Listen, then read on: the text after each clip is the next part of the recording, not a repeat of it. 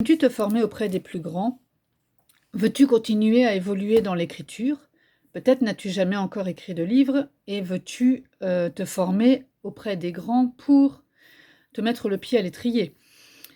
Cette fois-ci, je vais parler du masterclass avec Eric Emmanuel Schmitt. Alors, pour la petite histoire, si vous n'avez pas vu la vidéo à propos du masterclass avec Bernard Werber, j'avais donc j'avais commandé la masterclass avec Bernard Werber. Et le masterclass m'a proposé, enfin Artist Academy plutôt, pardon, m'a proposé de prendre les deux autres masterclass d'écriture, c'est-à-dire celui avec Eric Emmanuel Schmitt et avec Douglas Kennedy. Alors je me suis dit, je m'aime beaucoup, je me fais un cadeau d'anniversaire et je m'offre les deux autres. Entre deux, je me suis offert aussi le masterclass de théâtre de Eric Emmanuel Schmitt. Je mettrai le lien en description quand il sera sorti. Là, j'ai noté qu'il était prévu pour le 5 juin. Celui-ci, je ne sais pas quand il sortira, donc voilà. Mais de toute manière, vous aurez les liens des 4 masterclass au total que j'aurai suivis pour avoir un petit retour en tant qu'utilisatrice. Parce que là, je vais parler en tant qu'utilisatrice, en tant qu'élève et en tant qu'autrice auto-éditée qui cherchait quelque chose de particulier et qui a trouvé plus que ce qu'elle voulait en fin de compte. Parce que voilà, déjà, à la base, j'avais souscrit au masterclass de Bernard Werber en me disant « Oh là là, cet auteur, je l'adore et j'ai bien envie d'avoir ses conseils d'écriture. » Et je me suis dit « Tiens, il propose les secrets d'Eric Emmanuel Schmitt, je vais tenter. » Donc là, ce qu'ils nous disent, c'est que lors de cette masterclass, donc ça dure 6 heures, enfin 6 heures, on a 6 heures de vidéo, Eric Emmanuel Schmitt sera votre maître d'écriture. Pour la première fois et de façon exclusive, il vous dévoilera tous ses secrets sur l'art et la manière d'écrire. Son seul but sera de vous transmettre ses techniques et sa passion pour vous donner la force d'aller au bout de votre rêve d'écriture. Et donc c'est 20 leçons inédites, ponctuées par des exercices ou des mises en pratique concrètes. Et les vidéos sont disponibles sur le site 24 heures sur 24. Et après, l'avantage qu'on a aussi, c'est que donc on peut faire les exercices et comme ça les autres élèves peuvent venir nous donner leur point de vue, lire aussi ce qu'on leur a proposé et nous dire ce qu'ils en pensent ou nous poser des questions ou autres. Nous-mêmes, on peut aller donner notre point de vue sur ce que les autres élèves ont publié et leur dire aussi ce qu'on en pense ou poser des questions ou autres. Et alors donc dans ce masterclass, on est pris par la main.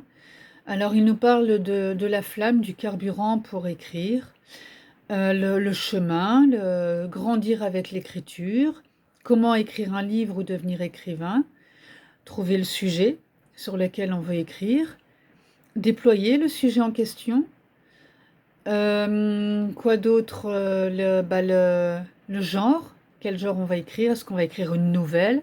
Parce qu'il ne faut pas oublier que Eric Emmanuel Schmitt écrit des nouvelles, écrit du théâtre, des romans. Qu'est-ce qu'il nous écrit de beau encore? Des contes.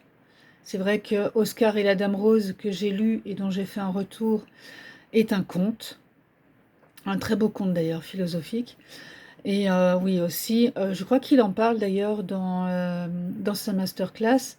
Il a fait des études de philosophie. Et donc, c'est un expert de Diderot, parce qu'il a fait comment ça s'appelle déjà? Il a fait un master sur Diderot. Et donc, bien sûr, voilà, le côté philosophie ressort ressort dans son cours et dans sa manière d'enseigner. Et aussi, on voit bien que c'est un prof et qu'il a eu l'habitude d'enseigner. Il a fait ça pendant 4 ans, mais il a des réflexes qui restent. Et quelque part, moi, j'ai trouvé ça agréable parce que, voilà, j'étais là comme ça en train de l'écouter, en train de me dire, ah oui, ça c'est vrai, ah oui, ça c'est sympa, ah oui. Alors parfois, je prenais des notes en me disant, tiens, ça c'est pas mal comme idée. Et lui, c'est le genre d'auteur qui nous enseigne à faire certaines choses et puis les casser pour les éprouver, pour voir un petit peu, pour aller plus loin. C'est le prof aussi qui nous enseigne qu'on peut s'installer dans son canapé en face du feu et se laisser rêvasser. Parce que comme ça, on va laisser les personnages nous parler, on va laisser l'action aussi prendre corps, on va pouvoir avoir des idées, ça peut être des idées au niveau des dialogues, ça peut être des idées au niveau de ce qu'on veut raconter, enfin voilà. Et alors, il nous parle de marcher, il nous parle d'aller nager. Dans son cas, lui, il nage beaucoup. Il marche aussi beaucoup, il va promener avec ses chiens. Et comme ça, il se laisse le temps de réfléchir à son sujet, d'y rêvasser, de se plonger dedans, d'y retourner, de repartir, voilà. Et c'est vrai que j'aime beaucoup cette méthode parce que moi-même, je l'applique. Et notamment là sur des romans que je suis en train d'écrire, parce que bah, je suis le genre d'autrice à se plonger dans un roman, le laisser dormir un petit peu et après y retourner, et puis le laisser encore dormir et y retourner. Alors parfois je vais travailler sur les personnages, parfois je vais travailler sur l'action, parfois ça va être sur des dialogues, enfin voilà. Et je les laisse prendre forme. Et justement, il nous explique que quand on est, par exemple, en face d'un feu ou d'autre chose, hein, de quelque chose d'assez hypnotique, pour laisser son inconscient s'exprimer, c'est là qu'on va laisser le roman s'intégrer en nous et prendre forme en nous.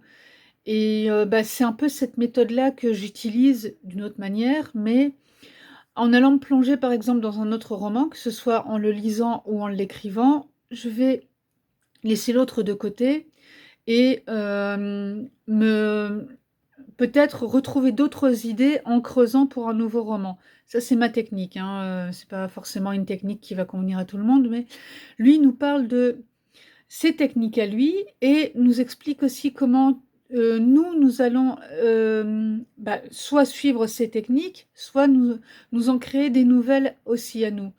Et alors il parle de rêverie créatrice. Et bah, moi, ça me parle beaucoup. C'est vrai que je trouve que déjà l'idée est très jolie et c'est très sympa comme idée de, bah, voilà, par exemple, juste d'aller s'installer dans la forêt, de s'asseoir au pied d'un arbre et puis d'écouter. D'écouter les oiseaux qui volent, qui crient, les feuilles comment dire, les feuilles qui sont accrochées dans l'arbre et le vent qui passe dedans. Ça, c'est une manière de rêvasser et puis justement de lâcher prise et de se laisser aller par rapport à tout ça. Alors, lui, dans sa technique, il conseille pas de faire des fiches de personnages parce qu'il trouve que c'est pas utile. Donc après, voilà, c'est un point de vue. Il dit que c'est la tarte à la crème de tous les livres qui conseillent, enfin, les livres qui expliquent comment écrire un livre. Lui n'aime pas cette technique-là. Après, voilà, c'est une méthode. Il en explique d'autres qui sont aussi très constructives et qui sont très utiles. Personnellement, j'aime bien quand même prendre quelques notes. Alors, c'est vrai que je suis d'accord sur le fait que quand on a une fiche de personnage, si on réfléchit complètement au personnage à l'avance, ça tue la création. Et là-dessus, je le rejoins complètement. Personnellement, c'est pareil, je ne fais pas ça non plus. Alors, j'ai des fiches de personnages, j'avoue que moi j'en fais. Mais par contre, je pense qu'aucune n'est remplie de A à Z. Pourtant, j'ai le schéma, j'ai le squelette et tout. J'ai besoin d'écrire quelques détails sur la taille de la personne, sur la couleur de ses cheveux, la couleur de ses yeux. En général, je la connais pas parce que je m'en fous. Ça va être sur la longueur de ses cheveux, par exemple. Ça va être sur son poids pour avoir une idée de sa corpulence. Ça va être sur son style, sa manière de s'habiller, parce que ça va conditionner d'autres choses. Alors, en général, moi, j'aime bien casser les schémas, mais j'ai besoin de savoir, j'ai besoin de me représenter la personne physiquement. Et donc, du coup, quand j'ai laissé la personne arriver à moi, le personnage arriver à moi, que j'ai passé un petit peu de temps avec, alors que ce soit en rêvassant, que ce soit en l'imaginant, par moments, je vais faire mes courses et je vais me dire, tiens, on va prendre le cas de Charlène. Charlène fait ses courses, qu'est-ce qu'elle fait? Et puis, ça va être comme si elle était à côté de moi, qu'elle faisait ses courses. Et je me la représente dans cette situation. Ça ne veut pas dire pour autant que je vais écrire une scène autour de ça. Mais ça veut dire que je me l'imagine et je rêvasse autour d'elle pendant une tâche complètement quotidienne pour me dire, tiens, elle, qu'est-ce qu'elle ferait dans cette tâche-là? Et voilà. Et lui, c'est un peu l'idée qu'il donne aussi, c'est de ne pas se cantonner dans un schéma type pour laisser le personnage s'exprimer complètement. De quoi il nous parle aussi encore donc de rituels d'écriture, mais de pas forcément avoir un rituel trop défini. Lui, il n'est pas du tout pour ça. Lui, il est... Eric Emmanuel Schmitt, il est vraiment dans le laisser venir et laisser aller. Il est vraiment dans cette mouvance-là. Et là-dessus, je le rejoins. Il est aussi beaucoup autour de la phrase. Et alors, c'est ça aussi que j'ai beaucoup apprécié dans sa manière d'expliquer les choses, c'est, il dit que donc on écrit, alors après, ben, voilà, on va écrire, tout ce qu'on a à écrire et tout et après quand on va avoir fait notre premier jet, on va le retravailler et là, quand on va le retravailler, il nous dit de ne pas hésiter à en retirer. De retirer tout ce qu'il y a en surplus, de nettoyer vraiment et par moments, ne pas hésiter à moi j'aime bien le langage assez imagé, donc à prendre carrément une tronçonneuse et on y va et on élague tout ce qui n'est pas utile. Il parle aussi d'écouter son texte et ça je trouve que c'est très très important. Moi je le fais aussi. Le lire à voix haute. Et par moments comme ça va permettre de trouver le mot. Parce que à l'oreille, on va voir que cette phrase-là ne va pas. Il faut la retravailler. Alors ça va être peut-être changer un mot, ça va peut-être être changer la phrase complète, mais en tout cas de le dire à voix haute, ça permet d'avoir une musicalité du texte. Et ça, il en parle aussi, et je trouve que c'est très important. Il parle aussi de laisser dormir le texte pendant un certain temps. Ça aussi, c'est très important parce que comme ça nous permet de sortir complètement du texte et après d'y retourner. Et comme ça, on y retourne avec un œil neuf.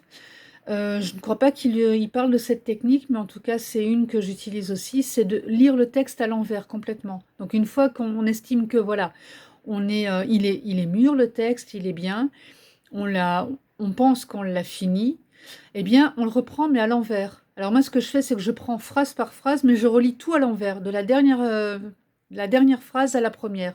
Et comme ça me permet de me sortir complètement du texte, vraiment, et de l'action, et des personnages, et de ne m'intéresser qu'à la phrase. Et comme ça, je remonte tout doucement tout mon texte. Je pense que j'ai, voilà. Bon, après, il parle aussi de proposer comment? De proposer son livre aux éditeurs et comment le présenter aux éditeurs. Alors, bon, moi, dans mon cas, je suis auto-éditée, enfin, je suis mi-auto-éditée, mi-éditée. Et c'est vrai que quand j'ai commencé à publier mes livres de manière en auto-édition, je voulais être complètement libre. Donc, j'ai préféré l'auto-édition plutôt que d'aller chez un éditeur. Il a plein d'arguments sur le fait de passer par une maison d'édition qui se tienne, que je respecte complètement. Personnellement, je veux avoir une relation de confiance avec mon éditeur, ce qui fait que certainement que je publierai encore d'autres livres avec des maisons d'édition, mais pas n'importe laquelle. Voilà. Mais il en parle aussi hein, justement d'aller voir quelle maison d'édition avec laquelle on a envie de travailler. Parce on confie quand même à cette maison d'édition notre texte et puis tout notre travail. Et il ne faut pas oublier que la maison d'édition, elle publie des livres dans une certaine, comment dire, dans un certain schéma. Donc peut-être qu'ils vont nous faire retravailler le livre aussi. Il y a de grandes chances d'ailleurs. Mais après, libre à vous de dire, bah non, je préfère ne pas retravailler mon texte avec vous parce que ce que vous me demandez, ça ne correspond plus à mon texte. À ce moment-là, n'allez pas dans cette maison d'édition. N'y perdez pas votre âme non plus. L'auto-édition, on est complètement libre, mais peut-être qu'on est aussi complètement en train de se fourvoyer et qu'on ne va pas trouver nos lecteurs. Ça, il en parle aussi comment d'aller éprouver son livre auprès de bêta-lecteurs, parce que eux vont aussi nous donner des conseils. Il parle des accidents de l'écriture, et ça, c'est aussi important. Mais justement, il parle de plein de sujets qui sont vraiment autour du texte, de l'écriture, donc on aborde tout. Et c'est ça qui est vraiment chouette, c'est que on part de l'idée du roman et de ce qu'on va en faire de cette idée. Est-ce qu'on va en faire un conte? Est-ce qu'on va en faire une nouvelle? Est-ce qu'on va en faire un roman complet? Ou peut-être une pièce de théâtre, pourquoi pas?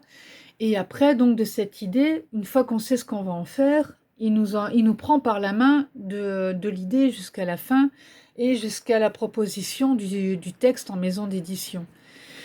Voilà, donc j'ai suivi aussi, donc, comme je disais, celui de Bernard Werber qui a un style complètement différent. Et je suis en train de suivre la masterclass de Douglas Kennedy qui a un style complètement différent aussi. Là, avec Eric Emmanuel Schmitt, il va nous lire aussi des extraits d'auteurs qu'il apprécie particulièrement, et donc pour nous donner des illustrations. Il parle par exemple de Maupassant et des contes de la Bécasse, que j'ai lu d'ailleurs par la suite, justement pour voir un peu de quoi il nous parlait. Il parle de Colette. Et d'ailleurs, on a une liste d'auteurs qu'on peut lire pour s'inspirer et pour voir un petit peu qu'est-ce que ces auteurs ont utilisé comme technique pour écrire leurs propres livres. Alors après, c'est pas pour autant qu'on va avoir autant de succès qu'eux, hein, parce qu'il faut pas oublier que il y a des auteurs qui ont connu le succès une fois qu'ils étaient morts. Alors c'est pas ce que je vous souhaite non plus, bien sûr, mais voilà, c'est pour vous expliquer un petit peu un petit peu le cheminement, mais c'est aussi plein d'idées. Parce que par exemple, non, ça c'est pour le théâtre, pardon, je me suis trompée de fichier. C'est pour nous expliquer un petit peu comment faire enfin, comment travailler nos propres textes. Et je trouve que c'est intéressant parce que par exemple, moi j'ai Maupassant, je crois que j'avais lu une nouvelle de lui pendant mes études. Et là, bah, j'ai appris plein de choses aussi sur sa manière de décrire, sur sa manière de parler des personnes, de la mentalité des gens et tout. Et c'était très très instructif aussi, en effet. Donc voilà. Euh, Là, par exemple, il parle de... Comment? Oui, il parle d'un écrivain, d'un dramaturge qui doit se montrer capable de comprendre un être différent de l'intérieur, même un monstre, sans se culpabiliser. Ce n'est pas pour autant approuver, excuser ou justifier sa monstruosité, c'est la rendre sensible. D'ailleurs, il parle aussi bien sûr de ses propres livres, parce qu'il illustre aussi avec ce que lui a écrit. Et il a écrit un livre que je lirai probablement, dont je vous ferai peut-être un retour sur cette chaîne, qui vivra verra. Donc, alors j'ai oublié le titre, mais c'est Si Hitler avait été peintre, parce que s'est essayé à la peinture, et s'il avait été peintre, et s'il s'était pas mis à la politique, que se serait-il passé? J'ai oublié le titre et je ne l'ai pas noté ici, mais voilà. Et donc, bah, du coup, il a étudié cette personne, parce que c'est une personne historique, et il a fait sa propre histoire par rapport à ça. Bah, un livre dont je peux parler, c'est comment donc Oscar et la Dame Rose, et c'est autour de la maladie d'un enfant. Et cette dame en rose, qui est visiteuse d'hôpital et qui fait connaissance du petit Oscar qui est malade. Et donc voilà, donc il se met dans la personne enfin dans la peau de cet enfant qui est malade et dans la peau de cette femme qui vient visiter cet enfant, et pourquoi cet enfant est malade, et cet enfant écrit des lettres à Dieu, et donc il est dans la peau de cet enfant qui crie à Dieu, et l'enfant vis-à-vis de sa mort. Alors est-ce que sa mort probable ou pas, ça faut lire le livre pour le savoir, mais voilà, quand on parle de se mettre dans la peau d'un personnage. Il donne des conseils méthodologiques, il parle de faire un plan schématique, enfin, plein de conseils super intéressants. Et je ne vous dirais pas de vous inscrire systématiquement aux trois masterclass d'écriture, mais en tout cas, choisissez celui qui vous parle le plus. Personnellement, je ne m'attendais pas à m'inscrire aux trois, mais je trouve que chaque auteur a son propre style et chaque auteur nous enrichit à sa manière. Bernard Werber, c'est plus au niveau initiatique. Éric Emmanuel Schmitt, c'est plus au niveau de la méthode et au niveau de la rêverie.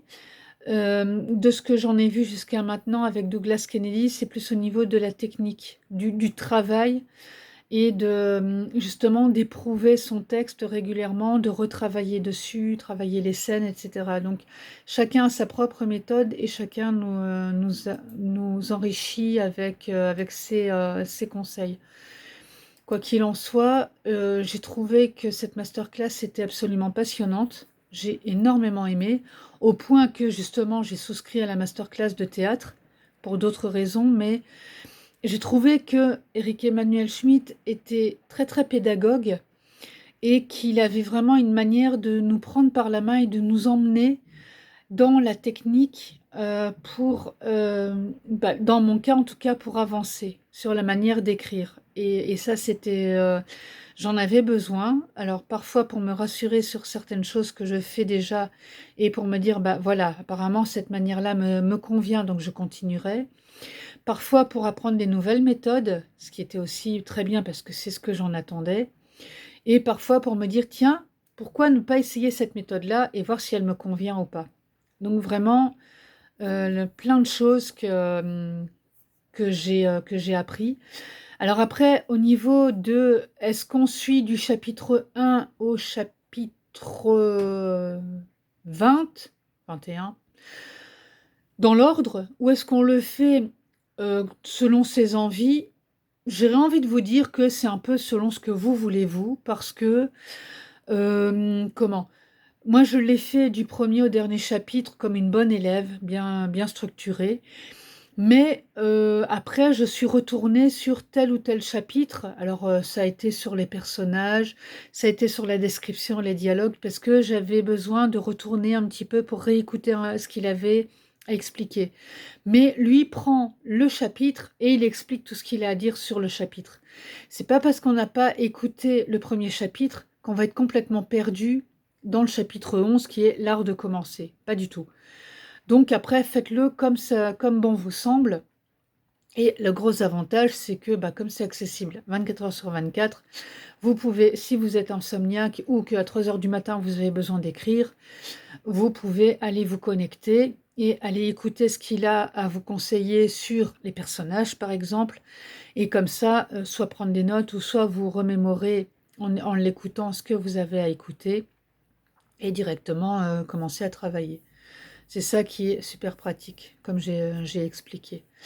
Je crois que j'ai fait le tour. Il me reste à expliquer donc le côté VIP. Alors moi, je n'ai pas souscrit à la formule VIP pour celui-ci. J'ai souscrit à la formule VIP pour le théâtre, dont je parle dans ma vidéo. Donc là, je ne peux pas vous expliquer. Par contre, ce que je peux vous dire, c'est qu'il y a un concours de nouvelles quand on souscrit à la formule VIP. Donc on a des critères pour écrire la nouvelle et qu'après, la nouvelle est diffusée sur la plateforme Kobo pendant 1 mois. Je m'en arrête là parce que je n'en sais pas plus. Et comme je ne l'ai pas fait, voilà. L'avantage aussi qu'on a, c'est qu'on peut assister à des lives. Donc moi, j'ai été invitée au live du 24 novembre, auquel j'ai assisté. J'ai eu la grande chance de pouvoir assister à chaque live des 3 auteurs au mois de novembre, parce qu'ils ont eu tous lieu au mois de novembre. Et j'étais absolument ravie de pouvoir les voir en vrai live, entre guillemets, on va dire. Mais on a les bonus dans le masterclass et donc on peut retrouver les autres lives qui ont eu lieu. Donc je trouve ça absolument génial. Et donc là, par exemple, il y en a eu un qui a eu lieu en novembre 2018, un en juin 2019, un en avril 2020 et un en novembre 2020. Donc vous voyez, on a 4 bonus Donc là, à l'heure où je vous fais cette vidéo, nous sommes en février 2021 et on a 4 lives auxquels on peut assister. Alors pendant ce live, ce qu'ils font, c'est que on a une modératrice qui fait partie de l'équipe Artist Academy et qui pose les questions les plus fréquemment posées à l'auteur et qui nous répond. C'est ça qui est très intéressant et comme ça, bah, eux condensent un petit peu les questions parce que ça peut être aussi un live pour ceux qui ne sont pas encore inscrits au masterclass et eux ont aussi pas mal de questions. Pour ceux qui ont suivi le masterclass, dans mon cas, j'avais suivi celui d'Eric Emmanuel Schmitt, donc c'était pas... Il y avait de la redite, bien sûr, parce que bah, il réexplique ce qu'il a expliqué dans son masterclass, mais c'était sympa de l'entendre l'expliquer en live aussi. C'était une autre manière de l'écouter. Donc voilà, c'était moi j'ai apprécié. Et si je devais souscrire à un masterclass VIP pour l'écouter parler de ses romans et tout, pourquoi pas? Bon, maintenant, c'est fait comme ça, voilà. On verra si The Artist Academy propose d'autres formules, on verra. Et moi, j'ai souscrit à celui du théâtre, comme j'ai déjà dit, et donc j'espère avoir la grande chance de pouvoir le voir en live et peut-être même aller discuter directement avec lui. Euh, je ne sais pas quand, parce qu'on verra. Actuellement, en février 2021, la situation sanitaire est que nous sommes toujours confinés. Et en plus, en Belgique, là où je vis, eh bien, les frontières sont fermées. Donc, à moins d'avoir une très bonne raison, une raison impérieuse de venir en France, je ne pourrais pas encore aller saluer la pince de Eric Emmanuel Schmitt, ce que je regrette. Et je pense que la raison impérieuse de pouvoir aller assister à son masterclass ne passera pas, malheureusement. Voilà. Donc, pour ceux qui me connaissent déjà, eh bien, je vous remercie d'avoir assisté à mon blabla jusqu'à maintenant. Pour ceux qui ne me connaissent pas encore, bah, comme j'ai déjà dit durant cette vidéo, je suis Gracieuse Robert, je ne m'étais pas présentée, mais je suis une autrice hybride, mi-auto-éditée, mi-éditée.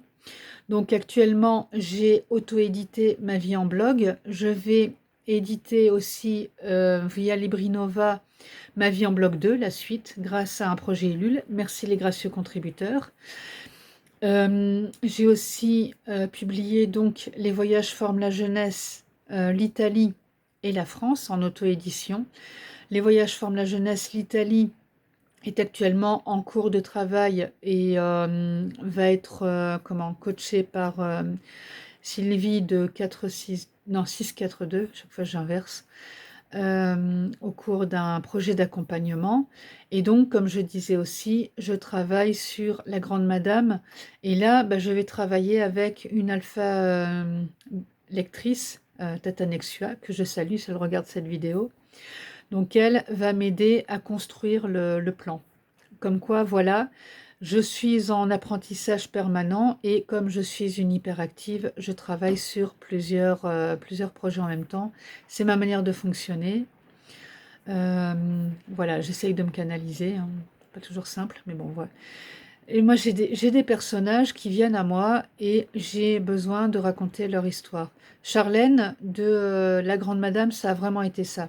Elle est apparue dans ma vie en bloc 2 et non, elle est apparue avant.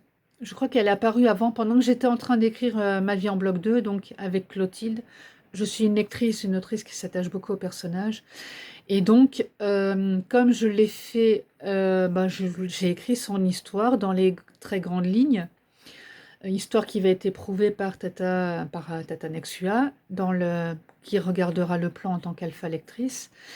Et donc je l'ai introduite dans ma vie en bloc 2, parce que c'est une amie de Clotilde. Et après, bah, je me suis dit, tiens, voilà, je vais aller raconter son histoire complète. Et Clotilde interviendra aussi dans l'histoire de Charlène. Et elle connaît aussi Agathe. Et donc nous verrons Agathe dans l'histoire de Charlène. Et Charlène intervient aussi dans l'histoire de Agathe. Dans le tome 2 d'ailleurs, on la voit apparaître comme ça subrepticement. Parce que ça m'amusait de faire intervenir mes différents personnages dans dans les différents romans. Alors voilà, moi je suis le type d'autrice qui s'attache énormément aux personnages et quand je lis, parce que je n'ai pas fini de lire et j'espère continuer encore à lire beaucoup. Quand je lis un roman ou une histoire, je m'attache énormément aux personnages et bien sûr, bah, en tant qu'autrice, étant donné que parfois j'écris aussi des romans que j'aimerais bien lire, bah, j'écris de la même manière que ce que j'aime lire. Voilà, bon, je vais essayer, bah, trop tard, j'ai dépassé les 30 minutes, donc on va essayer de ne pas dépasser les 31 minutes. Si vous voulez vous abonner à cette chaîne, vous pouvez vous abonner et activer la petite cloche pour voir les autres vidéos que je vous partagerai, parce que vous pouvez trouver ici des horoscopes que je vous lis, thématiques. Vous pouvez aussi donc entendre parler de mon projet Ulule, de mes autres masterclass et de plein d'autres choses encore, de mes retours de lectrices d'ailleurs. Maintenant, je vais les diffuser directement sur ma chaîne YouTube. Donc plein de choses sur cette chaîne et comme ça, vous pouvez aller vous promener un petit peu et découvrir différentes choses. Et vous pouvez aller faire un petit tour sur mon site pour retrouver mes livres que vous pouvez acheter en version dédicacée en papier ou les acheter sur ma chaîne YouTube, mon compte YouTube actuellement. Donc je vous dis à très vite pour d'autres aventures et bonne soirée ou journée, tout dépend le moment auquel vous allez le regarder. À très vite.